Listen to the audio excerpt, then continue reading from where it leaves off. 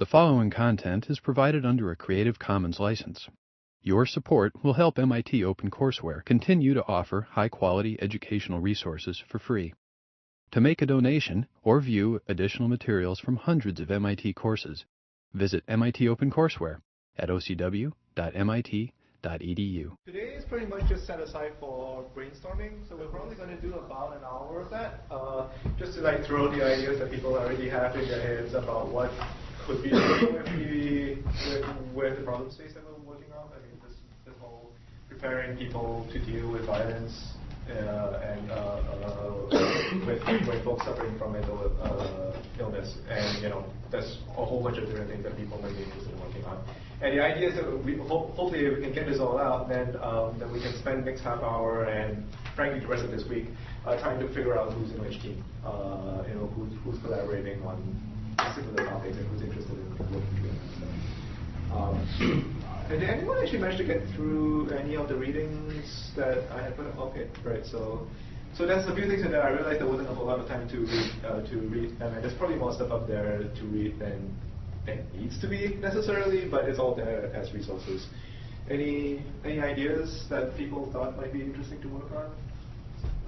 Andrew? And then so one of the basic issues I heard from the presentation and the papers was communication. Mm-hmm. So I guess this is like brainstorm for simulation, but the real world system would be communication between the psychiatrist and the patient. Yes, the patient along with the psychiatrist with the person above them. Psychiatrist-patient communication? Yes. Yes. What are they called? Patient? Person. No, not the patient. Patient, psychiatrist, person. Orderly? Nurse? What function do they have? Give us more information. Our system is under constraint. Never mind. Psychiatrist, patient for now. That's fine. But I mean, you're not talking about psychiatrist, nurse, patient. No, it's like psychiatrist resident. Sorry, maybe like nurse, patient, and then nurse reporting instance to so you're supervisors. 3 levels. Yes, that's the one. So you have a supervisor, you have a nurse. Yeah, sorry guys. And you have the patient. Those kinds of reporting up, reporting down. Okay. Great. All right. Yeah. So I have a couple ideas. One of them was maybe an idea there's a patient and there's 2 doctors, psychiatrists. Mm-hmm. And so one psychiatrist is trying to calm the patient, while the other is doing the opposite and trying to make this patient as angry as possible. So the way I was thinking is, with the one that makes the psychiatrist is trying to enrage the patient. That's kind of training in what not to say, while the doctor is trying to calm him down. So by showing what was the worst possible way to get okay, so I'm going to call that good cop, bad cop. Yeah. And then another idea I had, which I thought of with Bashan yesterday, was maybe have a team of psychiatrists working with one patient, but interlaced in one of the psychiatrists is like a saboteur trying to enrage the patient as well. I remember the target audience is going to be actual residents but I'm going to I'm just going to say saboteur and a group of psychiatrists. Because maybe there's an idea on the dynamic that we can play with. Okay, Jeremy?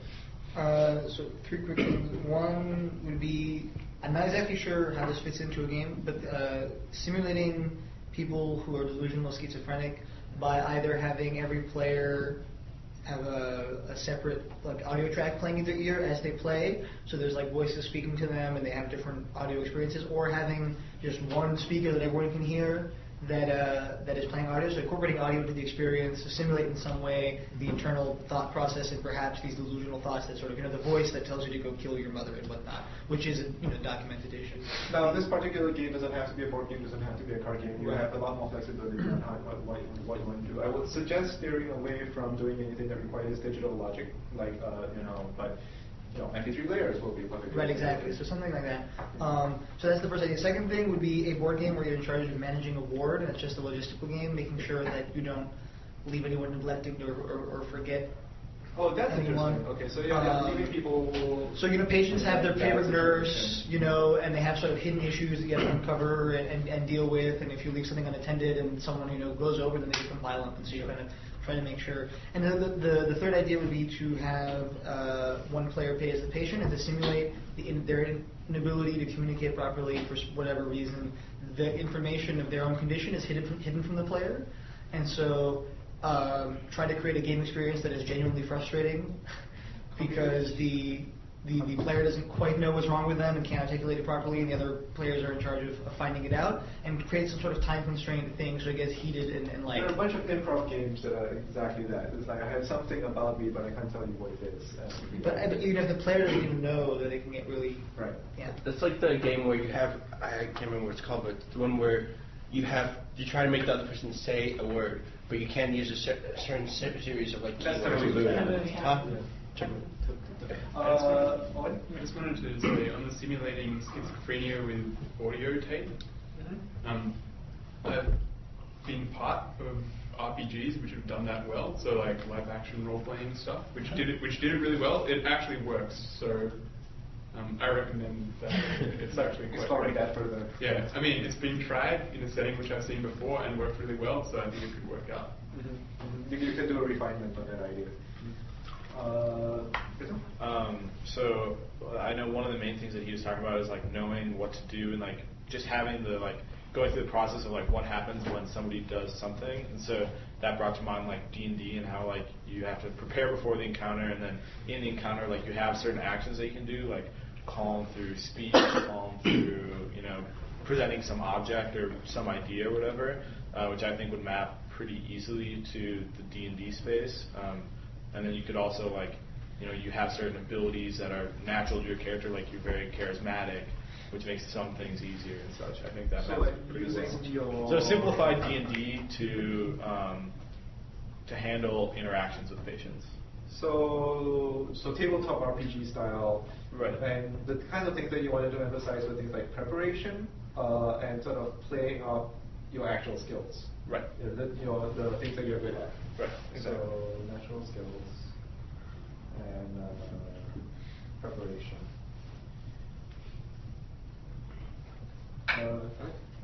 So I kind of had an idea for a game that could potentially be a card game where the player who's playing as the patient and the player who's playing as the doctor are operating under different rules.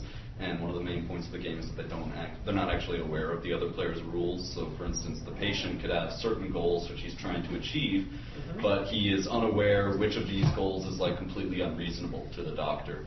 And the game, the doctor has certain actions he can take and is unaware which of these are going to be threatening to the patient. And so there could be an instance where the patient actually believes the only way he is capable of winning the game is by using violence, and so that could be one of the end conditions. Right. So sure. And then you kind of have to deduce that out between. Yeah. Going around again to Michelle? I really like the idea that a psychiatrist has to really keep their composure when they're dealing with a violent person. Like they can't raise their voice, they have to keep them a certain distance, and they can't seem upset for whatever reason. So a sort of a party game idea, you could have two people. Basically, one person would just have to be throwing insults at the other person, and the person who's receiving the insults would just have to stay calm the whole time and continue talking, which is really hard to do, even if you know it's coming at you. So like keep your cool. I mean that could be a game where you're like literally insulting someone, or it could be a thing where you're playing a character with a certain amount of like composure points or something like that, yeah. And you're sort of like planning actions to try to maintain those, and different tactics to be able to increase those or decrease those. Co-op type of game where you are a bunch of nurses trying to basically take care of the ward. So it's a lot like Jeremy's Diner Dash style game, except you have a limitation to how many you can actually do at once. So you will be forced to neglect one every so often. Neglect one patient? One patient. And some nurses will get sick and they'll have to leave the team. Or rather you have limited resources. Not quite nearly enough to deal with every single person that's going to happen. Okay. So the one thing that I kind of found interesting in like reading this stuff is that statistically the amount of violence that happens like with mental patients is not actually like that different from the amount of violence that happens in the general population. And it talks about how like people going through this and like deciding to go into the profession might actually second guess themselves because they have this perception that there's more violence. So I think like incorporating something where you have life in the ward and life outside of it, to just like, so you incorporate both the things where you're trying to deal with the patients, but you're also reinforcing this idea that like it's not like significantly more dangerous than real life is. None of your patients stab you, but then you get bugged on the way home. Yeah, like something like that. Like it's just life. I mean, one thing that would be the and you mentioned put it up. One thing that could be really attractive is that now broadens your audience to people who aren't just psychiatric residents. Right. So I like the idea of the patient and doctor having different roles, goals, triggers, etc. But I also like the idea of incorporating like an escalation and de-escalation into the conflict between the two of them. So I feel like part of the thing which was really compelling about the role-playing scenario that they showed was there was the sense in which the doctor can say things which can escalate or de-escalate the situation, like make it more or less likely that things will go a bad way. And like one way which we could do, which that could be done partially through roles, would be to have like hidden keywords which the patient responds to or what have you, and that kind of moves them into a different state, and then like transitioning between these two states changes the goals which the patient has. So they may be intent upon trying to get nurse's name, Dave, or something Nurse John, yeah. but as they get de-escalated, then they just want to change their meds, but then as they get de-escalated from that, then they just want to go home, or something like that. Just coming up with the rules that model what an unreasonable patient to give up, or what you willing to give up. And actually putting somebody in the shoes of that is actually really useful to sort of think about what I can do as a doctor. So there was this game I used to play with my family where like you're given a scenario and like a certain number of words that you can't use, but like you want someone to like guess them. So essentially like it's like you choose random words and you have a scenario, and like very similar to what you were saying, where like certain keywords do certain things, but like you have to somehow create like the best story or the best like calm down like passage to read to the patient, and then like there's some arbitrator, like the GM of the game, that like decides like which of the three people that were playing, like which one had the best story out of those, to sort of get you to like have to come up with something to deal with, like you need Nurse John right away. Best way to deal with that. I mean, you could do a thing where you had to create a story out of a randomized collection of elements, maybe cards, but then some number of those cards, specifically the other player, or maybe there's a game master player specifically just saying knows internally that you're not supposed to be able to use those words, and there's some 20 questions type of way to be able to try to figure out what those cards are without completely giving it away. So that would be like a doctor trying to figure out what they're dealing with, while they're dealing with it. You can make that game something like Guess Who, where each person like draws a card, and then you're allowed to like give a statement to the other person or ask them something, and then you see whether like escalate or de-escalate. And each individual card has like traits where if you talk about this, that's bad. If you talk about this, that's good. I'm not familiar with Guess Who, so. Okay, so it's not really that much like Guess Who. Okay, then Guess Who. 20 questions, like that, or? Well, the idea of thinking of is everyone just, you have a whole bunch of character cards, and each of them have traits like wants this. If you say this, they'll get upset. If you say this, it's not very fully fleshed out. But everyone just like randomly draws traits, and you take turns like speaking to each other, and then the patients either get like, will respond and either get like more angry or will say. So it's almost like your role is a collection of randomized traits or randomized behavioral rules. Yeah. Okay, so roles defined by randomized rules. Or those people in the Assassin's Guild, or familiar with the Assassin's Guild, there's the concept of cyclims, things that you as an individual player are given at the beginning of the game as things that you can do or you can't do, or if you do something, you have to do it under specific conditions, the psychological limitations, what they call it. It could be something as simple as you have to speak an accent all the time, or you have to live. It could be something more like every time you see blood, you have to run away because there's a phobia or something like that. And it might be interesting to think of a collection of those things, and that crafts how you behave. So this makes me think I should probably do the live action class at some point and talk about party games and role games. I think you have your hand. Oh, my hands are not great. Okay, your hands are just up. It is up. Another thing that a psychiatrist has to do when they're talking to a patient is to try to get the story out of them, like why they're upset. So you could have a game where the patient has some set of cards that has some sort of story with some keywords, and the doctor has to try to get these words out of him, but the patient himself can't. The patient himself doesn't fully know his story, so it keeps on changing. You would keep modifying your story as you go by drawing cards and putting them away, and you can only really get the full picture once you get all the cards that the patient has in his hand.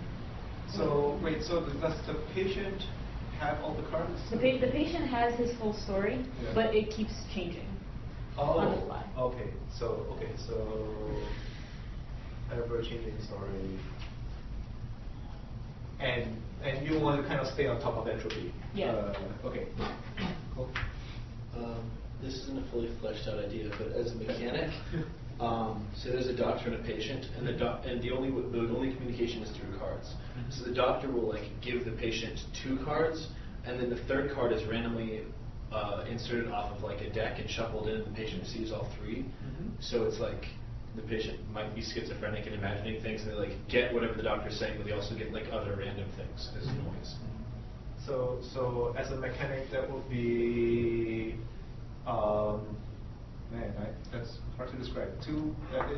The idea that you will be adding a randomized element. So you get information that is both what the other person played and something random, and you can't distinguish which is which. But you're trying to. So you have a communication channel and you're adding random noise. Yeah. So much between everything. And what is not? Yeah. I'm running out of space, so any other ideas that are coming to mind? That's creepy. Yeah. We'll just listen to that. Anyone else? What were you talking about? One concept I thought was interesting that I'm not really sure how to turn into a game immediately is the idea of the patient and basically the doctor or the rest of the world having to, at the moment, irreconcilable narratives, and the goal of bringing those into some type of median in which the patient can, comfortably exist with this narrative that's in line with the rest of the world. Right. So the idea again of that narrative disruption is kind of why people get violent in the first place. And so maybe even taking out the question entirely of what makes, is this person going to act violently, but can you even work together with somebody to change how they see the world until it makes sense on both sides? Yeah. So much that with something I can't actually think of a game for now. Be something like, okay, so you have the patients trying to tell this patient and doctor, and one person trying to portray a message to one person, the other person trying to portray a message to the other. But there's something in the middle that's changing everything, and so it's just trying to reconcile that difference. Pretty much figure out the connection and the communication between each other. So you can have a situation where you actually have 3 people playing, and there's just some one person who's changing information on either some predictable or unpredictable way. But maybe they have their own objective in mind. Yeah. And so the 2 people in the end are trying to like figure out what the other one's saying, and then one person in the middle is trying to has their own agenda. Okay. Maybe that's like representing schizophrenia. So then there's a noisy communication channel with an agenda. I like that. Yeah, I mean that could be an algorithm. That could be a person. It could be a person running an algorithm in their head. So yeah. Yeah, I mean, the noisy communication channel could represent the actual state of mind of the patient. That is the point, right? But I mean, and then depending upon again their level of arousal, it could change like how everything gets streamed into being like very combative, and so like everything the doctor says is taken as being somehow. Yeah. Some sort of variable that's actually going to affect how they're going to. Whether they're taking it well or bad. Okay. This would probably only work once, the first time you play through, but again, what you concealed from the players or certain players themselves that what their goals are or what they believe to be true about the game state is in fact a delusion or not true. So you might tell them that it's about this is a game set in 2100 when you've been wrongly imprisoned in a psychiatric ward and you must fight your way out or something like that. And there's a voice will guide you, whatever. And then but you don't tell that player that they're in fact playing a schizophrenic player who believes such these things. And then maybe you do some sort of live action role playing or not. I'm not exactly sure. But a game which other players are forced to deal with this other guy who's convinced that this is what the game is about. So it's like an unreliable. Yeah, I'm gonna write an unreliable scenario. The players don't know that going in, but if folks have seen the film The Cabinet of Dr. Caligari, it's an old German expressionist white film, and I could spoil it. Does anyone care? It's the old 1920s. Yeah, on spoilers. I think you're fine. But the basic idea comes down to the hero of this sort of horror story is actually just a patient in the psychiatric ward, and everybody who he believes is part of this story that he's conquering is somebody else in the psychiatric ward. The big villain is actually the person running the ward. Is that like Shutter? Yeah, it's like Shutter. Yeah, not entirely. I like a lot of different stories, but similar idea of the maybe the information you've been given is not the thing that you trust in. Something to go on like that would be, I guess, a game mechanic part of that would be everyone's assigned a different role, and one of those roles is patient, and so you don't know if you're the patient or not, and so you're trying to do your objectives, and then as you play along, you may start to realize things aren't actually as what they seem. So eventually, you may figure out I'm actually the patient here. Right. Who's trying to treat who, and almost like fighting for authority in that sense, possibly. Okay. Going along with that, I think an interesting mechanic would be like the Battlestar Galactica Cylon's method, where the person knows that they're Cylon, but they can infiltrate by doing that voting system at the end. What is that? With the destiny cards. So you know that someone's trying to sabotage you, but you don't know who. Right. So, gosh, how? So that's kind of who's the patient from a different way, right? It's like one is player knows who at least one person knows, and then the other one is player needs to figure out whether they are it. It's no, like, nice. Yeah, not nice. Figures out. Who's on the list? This is just an interesting mechanic thing. So there was this again RPG called Break the Oblivion that had this really interesting mechanic for handling the dark side that each player had, which might be kind of relevant in this situation. Essentially, you had a different person who was also playing another protagonist, also play your antagonist. And so they would either talk to you and tell you things, or they would just directly control your character, like if you kind of fail the composure role. And taking the adversarial side of your character away from your control kind of it means that your character is more likely to behave in a really disruptive way rather than just a controlledly disruptive way, how it would be if you had a vested interest in your character. So opponent takes control of your character. Yeah. And that might work really well with some of the ideas earlier of I did a good cop, bad cop idea on the saboteur in a group of people kind of thing, you know. It's control no character. Okay. So actually, going off of the like the audio idea of like someone is actually hearing voices, and this whole who is the patient thing, you could actually have things where you have one player is actually playing a patient who is schizophrenic, and another player is playing the voices in his head. So but like they don't really know that. Like they're playing this scenario where they have some delusion that they're entrapped in whatever. So like having like just have a person actually being the like as you were saying, like have an actual person be the dark side of the patient. But neither of them know who's the dark side. Well, I mean, the patient, yeah, I mean, you could have like... One way you could arbitrate is that you could say the patient player is able to just basically do as they please, but there are rules which govern whether the dark side character can take over. Yeah, something like that. That means that the patient is kind of genuinely driven to try and reach a compromise, but they can just be overruled by dark side. Yeah. So. And there could also be things where like it could be like more of a strong role playing thing where the voice is actually just trying to convince him that yes, this delusion is real. So, but you still thinking of a recorded thing, or actually two different? You could actually have two people just actually standing there talking to each other. Okay, so two people playing one character almost. Yeah.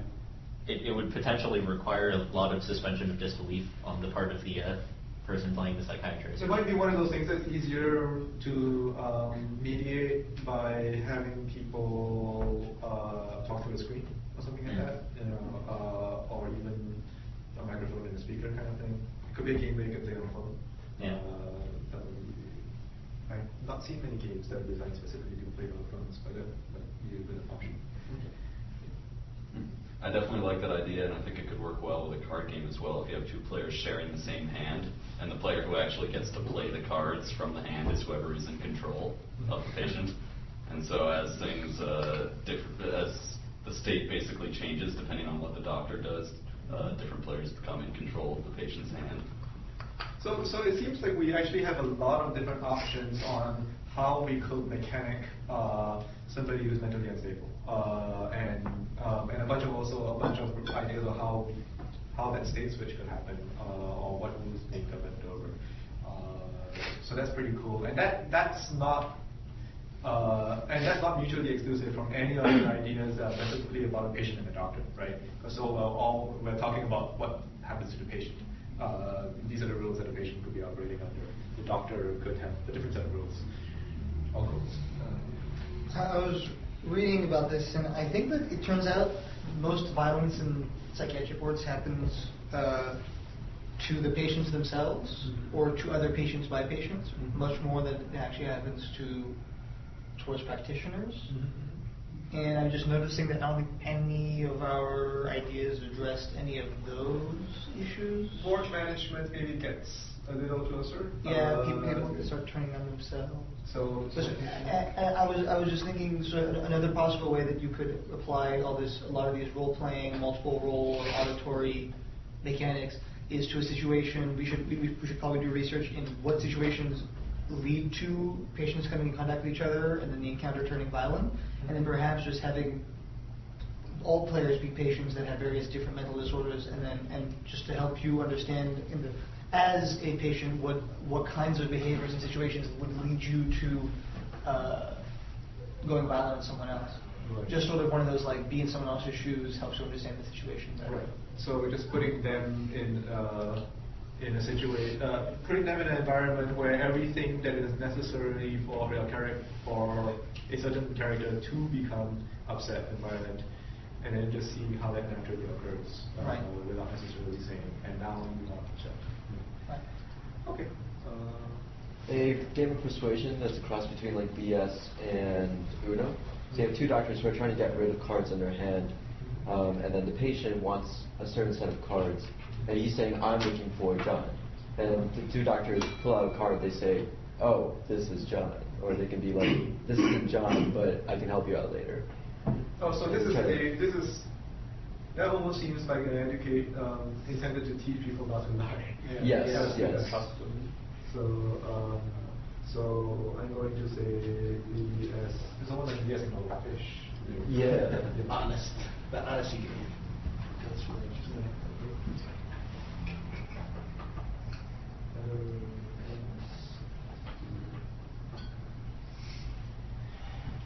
So we've got a pretty good pile here. A lot of these can obviously be combined, and there's no reason why multiple groups couldn't attempt to do similar topics. In fact, you could take exactly the same set, and I'm pretty sure 2 different groups are going to come up with games anyway. So that's fine. Again, a lot of things that could probably be easier done live action, or at least easier to prototype live action. The folks who were here on Monday, they are actually focused mostly on trying to see what could be moved out to more people, more resident trainees in the future. Your games don't necessarily need to do that, but you might want to keep that in mind. This assignment is game for a client after all, and if you manage to address that need of the here's something that doesn't require one person from the original GM team to do it. And you can imagine, the acting exercise that they ran through. Dion's particularly talented at improvising on his feet, but requires people, requires resources that not necessarily every training environment is going to have. Right? It's something that can be turned into a fairly understandable set of rules, or using technologies that are fairly accessible. If you're going to play a voice in someone's ear, it's going to be a lot easier if that was using something recorded or something like a phone, as opposed to walkie-talkies. Oh, that could be fascinating if it was a phone conversation actually going so it's live and people are in different rooms and actually talking to each other over the phone or over Skype or something like that. But you're talking to someone, you have the phone up, so then the other person can hear what you're saying and be the evil voice. Yeah, but the thing is that you don't even need to do it on Skype, right? You just get 2 cell phones with hands-free sets. Right. And now the technology just becomes that much easier for the end users to use 2 phones and 2 headsets. That's almost triple. The Skype is free. Or you could make it that for some game that 2 people are playing, that the 2 groups are playing the same game, but they both hear the other group. This group would hear the other groups playing the game. So it's not even just a random conversation. It's they're playing the same game you're playing, but you're hearing the other group playing the game, so you get confused. Wow. That's deep. I could say 2 groups eavesdropping in the same game. So I just wanted to say that I think the thing which is really hard if you're working with people who don't really want to do a role-playing thing is building a level of emotional intensity and the fear of violence, which is kind of the point of the training. You want to be able to deal with that kind of emotional stress on your feet. Yeah.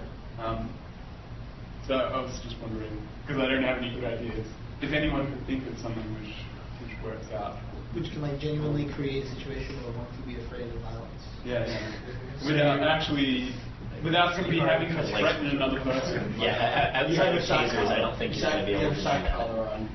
Well, if one player's role is actually not to understand but to provide the experience for the other, and they're hearing a recording that is giving them cues as to what to do, and one of their cues is eventually and the player's not briefed on this, and one of their cues is and now, grabbing the player by the shoulders and shaking violently and say something. You could possibly create a situation where you're whoa, but the problem is you have to be able to get somebody who can do that without cracking up in the middle of it, because people do that when they're nervous and uncomfortable. So you pretty much be reduced to finding professional actors and that's a limited resource that like puts a limitation on how widespread your game. Even people who take role playing seriously, Yeah. Even the hand I had a thought where you have like, it's a patient-patient interaction, so you have two people in different rooms on the phone with each other trying to negotiate something, I don't know what it would be, and have two other people in each of their rooms that are like talking in their ear and trying to distract them from the conversation. Okay, so patient talking to patient. Maybe it could be something like they're trying to negotiate medicine pills. With voices in person. Yeah. With voices.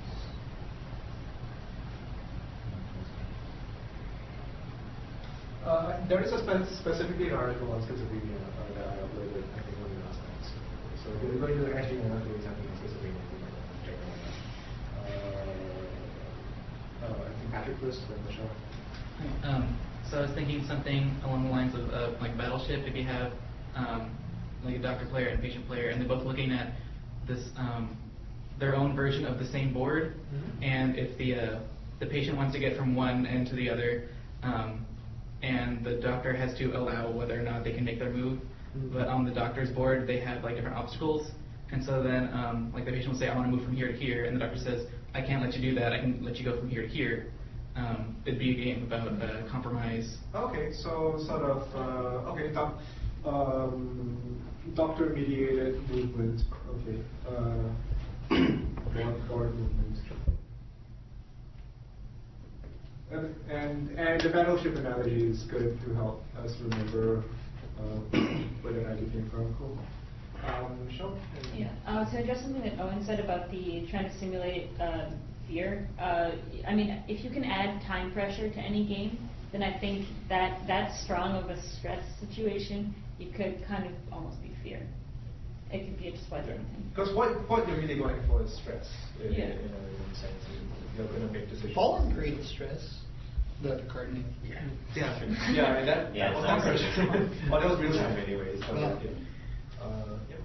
So kind of like an idea of how to take the doctor-mediated board movement into the real world is that you could have, we're talking about these like phone-to-phone conversations, you could have the patient is like in a room, but he's blindfolded, and like he's trying to like move through the room like towards an exit in the room or something, and the doctor has like some limited information about the room and has to like help him like navigate through the room, and he'll say like, I want to move, forward. And he's like, well, I can't really let you do that because there's a pit full of spikes in front of you. So you wouldn't necessarily actually have a real pit full of spikes in front of them. But like that kind of thing where you're trying to like gather information and help them through this, and you could like you put time pressure on it and say like, well, I have to make a decision now because he wants to move now, but I might like accidentally move him into an obstacle and like how to deal with that. Or you could have a thing where, even combining it with some things that there are things that the patient needs to do that the patient can talk about. And it might be something like the patient has to move every 10 seconds, and only the patient knows this, the doctor doesn't. The patient has a fear of moving to the left. Or something like that. Well, things like that. The patient has moved left, right. And I think it also emphasizes the thing that they were talking about on Monday, in that you are both trying to not, like, if it gets to escalates to the point where violence happens, you're both trying to not let yourself get hurt, but you're also trying to not hurt them as well. And I think incorporating that in some way would be cool. Definitely, a lot of these ideas are sort of like mechanicking the patient's limitations are really, really cool. But again, remember the audience is the residents. So understanding what a patient is going through is useful, but also understanding thinking of rules that help a resident understand what they can do is also really important. So don't just think about throwing tons of limitations on them without also giving them abilities, things that they can actively do, verbs that they can actually carry out. So, riffing off the time pressure thing, I think that it might make sense for these kinds of escalation, negotiation type situations, for the person who is controlling the patient to kind of know what their triggers are, and every time like a bad thing is said, then they just reduce the amount of time that the doctor has to deal with them. And they say that. Okay, they just say like -10 seconds, they have a timer and it ticks down to reach the conclusion of getting the doctor getting them to where they want to be. And so rather than like raising their voice or being physically in some way, they just like adjust a timer. Yeah. And when it gets down to 0, it's over. Yeah. I can see that. I wrote down triggers equals reduce time variable. Actually, I told you equals. Okay. Just to say that one way you can make your players feel pressure is to give them a really flat goal hierarchy, right? So a good example is Missile Command. Does everyone know that game? So Missile Command is you have like 6 cities and there's missiles coming and you have to shoot them all down. And each city is equally valuable. So if you lose one, you're in a drastically reduced position. Whereas games that tend to have like a more structured goal hierarchy will have like, basically means you can afford a loss, right? So like chess is a good example. They say, okay, I can afford to lose this, whereas in Missile Command you can't afford to lose anything. So by really capping, you know, what the player has and what they can afford to lose, and then making sure that, you know, all of their goals are equal value, that means that every loss and every failure is felt much more strongly. And I felt like, at least Dion, when you were doing the role play, there was this sense, especially coming from Caesar, that, you know, any one thing that goes wrong is really bad, right? Yeah. There's like a really thin line there. I mean, that's especially applicable when you're talking about the doctor's goals, not necessarily the patient's goals. Yeah. From the doctor's position, right? You can't really afford a lot of mistakes in these situations.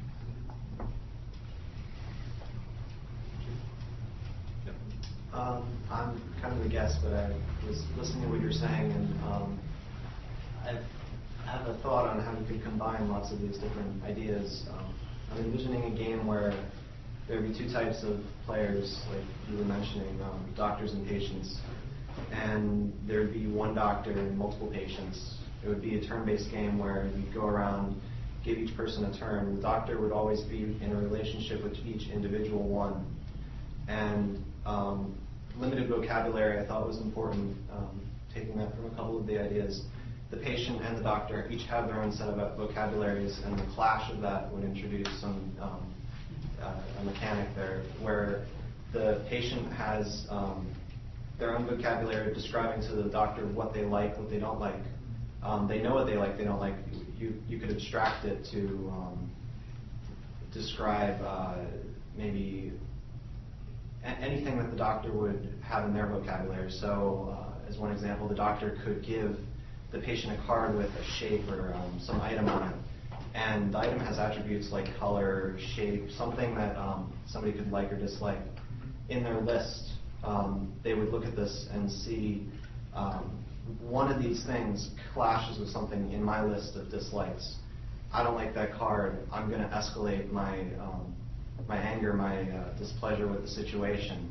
And so the doctor has a limited amount of time to deal with each patient. As the patient's escalation increases, they have less and less time to be dealt with. After a certain point, the doctor loses that patient, so you have that loss brought in. And then after all the patients have been lost, the game is over. The way that it would be won is that the doctor is discovering the profile of each patient, because they are trying to, like in a normal setting, in a real life setting, you're trying to discover the profile that allows the doctor to deal with the patient in the best possible way so that they aren't violent. And yet, So that seems to play off the patient and doctor have different rules and goals and triggers. You know, you've got a situation where in what you were suggesting, you have one doctor and multiple patients, which is accurate. I'm not quite sure that they may be dealing with them simultaneously, but that might not matter for the purposes of an abstracted game. And yeah, it might be kind of like those improv games where you manage to figure out if you manage to figure out before time runs out what a person's profile is, that could be the win condition. So it's an equal win if you manage to succeed, he will last if you don't manage to get it by the time, but you combine it with something like the give a trigger and reduce the amount of time you have available, number of turns available. It doesn't have to be real time. So yeah, so you can present with multiple patients. So like that doesn't even necessarily have to deal with talking about actual psychiatric ward situations. That could be something like, objects and colors, right? It's more of a guessing game. But that might be too abstract possibly, because in the end you kind of still want people to be able to tie it back to the experience of, like to be able to make an easy connection with what it's like to be a resident or what's going to be like to be a resident. So this is where the theme needs to be pretty clear. But then, like Clara talked, theme is not meaning. The meaning is also not tied pretty well with your game mechanics. So that's just something to keep in mind.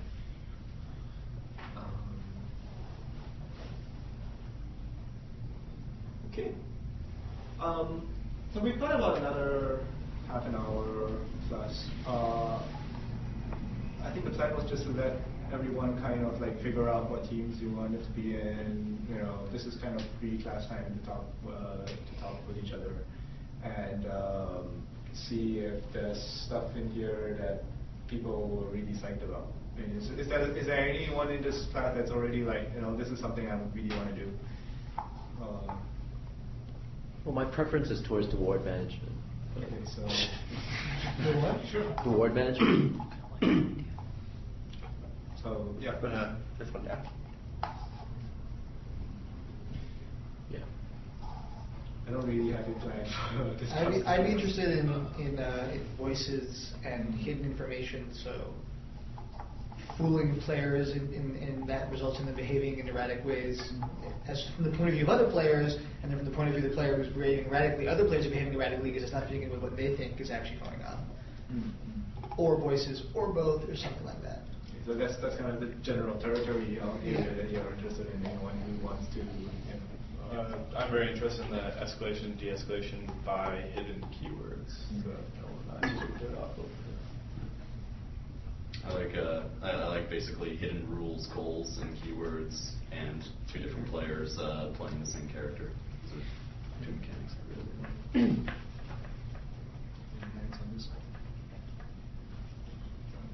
Okay, well, we have a couple of seats out there, and the caffeine helps us a bunch in the. What do we have on Friday? Friday we mostly just had brainstorming and team building scheduled. I think that time is pretty flexible. So what I can do, maybe, if folks can plan to come into Wednesday with the team, then what I'm going to do is I might move my You mean Friday? Friday. Sorry, Friday. Yeah. Then I'll move my live action talk up to Friday instead. So Wednesday we can just follow. It seems like a lot of people are going in that direction. Yeah. Again, you don't have to do a live action game, but it's one of my favorite games. So.